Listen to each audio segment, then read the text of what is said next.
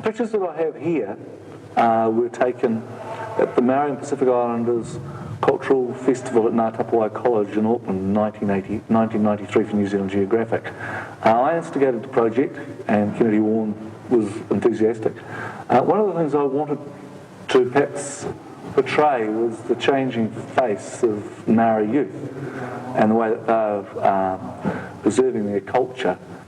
And how does this work relate to some of your earlier work in the Pacific? Because you've been photographing for many years in different parts of... Well, it's just a continuum of, but perhaps it's sort of coming back home to have a look at some things that are happening around me that perhaps I've overlooked. What's your main interest in documenting cultural festivals and the like? It's purely spiritual interest. I guess I'm lucky really, because being a photographer and having the mobility that I have and always have kept, I could go and investigate these things on a one-to-one and make a set of pictures that perhaps help me understand, and perhaps in my understanding, other people understand where these people are coming from, why they're doing these things.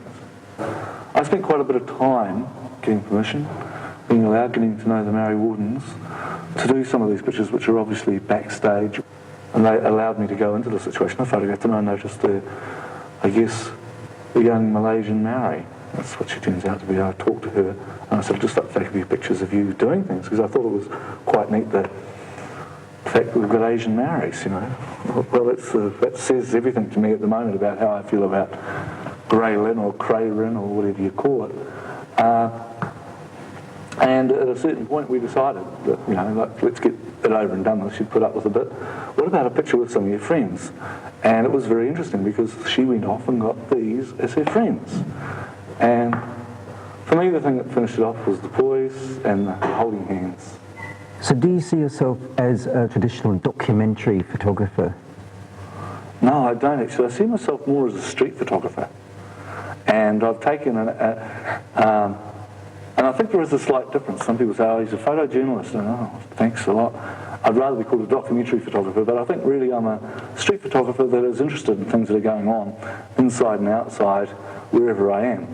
And I feel like I'm very lucky to have the ability to have the resources to use a camera and attempt to use it in a way that's perhaps going to make people more appreciative and understanding of the other people, mammals that are floating around them.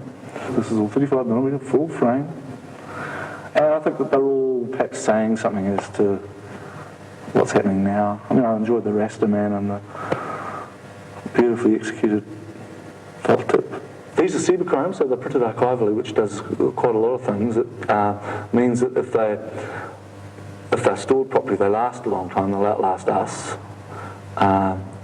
I hope I don't appear arrogant, but I feel like these are a record of something that will have happened, whether it's an important record. I wouldn't go into that. It's important for me because I feel that they're neat things, and this was a festival of young people. It was so positive. I mean, it was quite exhilarating. More dancers here than athletes at the Commonwealth Games. On the Saturday, 140,000 people came and watched. If I really wanted to make money, I don't think I would be perhaps operating in this field, but I'm more, as I said, interested in these things for spiritual ends. You can't take it with you, but you can perhaps leave something behind.